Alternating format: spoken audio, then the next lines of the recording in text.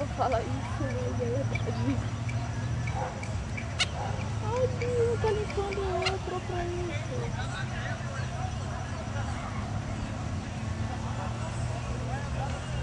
E um bichinho pousou bem em cima dele.